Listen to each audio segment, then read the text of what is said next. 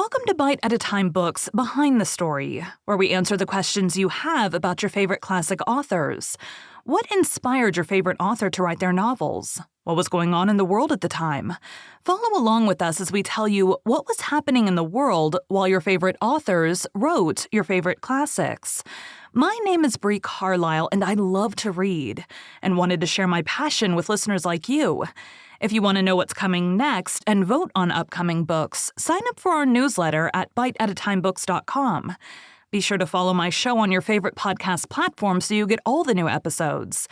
You can find most of our links in the show notes, but also our website biteatatimebooks.com includes all of the links for our show, including to our Patreon to support the show and YouTube where we have special behind the narration of the episodes. We're part of the Bite at a Time Books Productions Network. If you'd also like to hear a book by the author, check out the Bite at a Time Books podcast wherever you listen to podcasts. Today we'll be talking about Jules Verne's studies in Paris. In July 1848, Verne left Nantes again for Paris, where his father intended him to finish law studies and take up law as a profession. He obtained permission from his father to rent a furnished apartment at 24 Rue de l'Ancienne Comédie, which he shared with Edouard Bonamy, another student of Nantes' origin. On his 1847 Paris visit, Verne had stayed at 2 Rue Thérèse, the house of his Aunt Charolles, on the Butte Saint-Roch. Verne arrived in Paris during a time of political upheaval, the French Revolution of 1848.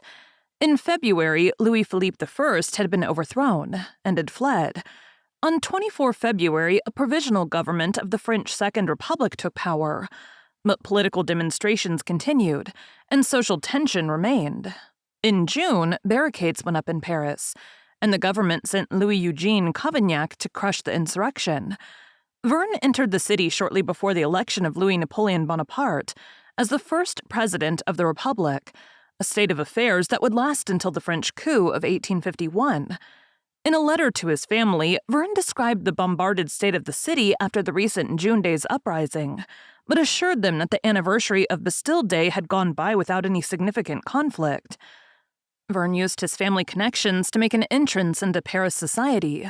His uncle, Francisque de Chaudeberg, introduced him into literary salons, and Verne particularly frequented those of Madame de Barret, a friend of his mother's. While continuing his law studies, he fed his passion for the theater, writing numerous plays. Verne later recalled, "I was greatly under the influence of Victor Hugo, indeed very excited by reading and rereading his works. At that time, I could have recited by heart whole pages of Notre Dame de Paris, but it was his dramatic work that most influenced me." Another source of creative stimulation came from a neighbor.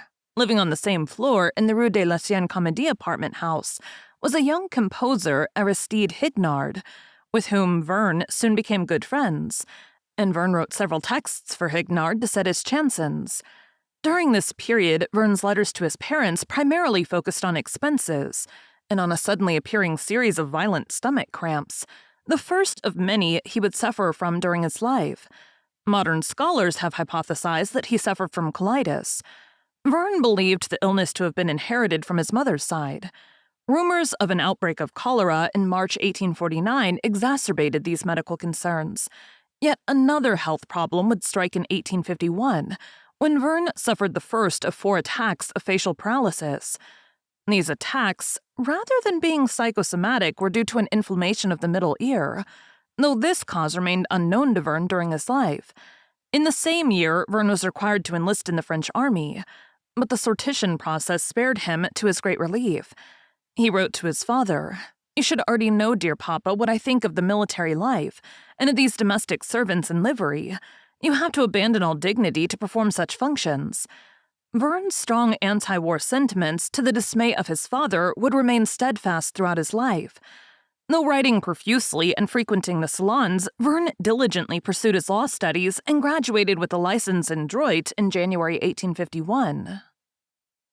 Thank you for joining Bite at a Time Books Behind the Story today, while we answered some of the questions you have about one of your favorite classic authors. Again, my name is Bree Carlile, and I hope you come back next time when we answer more questions about one of your favorite classic authors. Don't forget to sign up for our newsletter at biteatatimebooks.com. Check out the show notes or our website, biteatatimebooks.com, for the links for our show.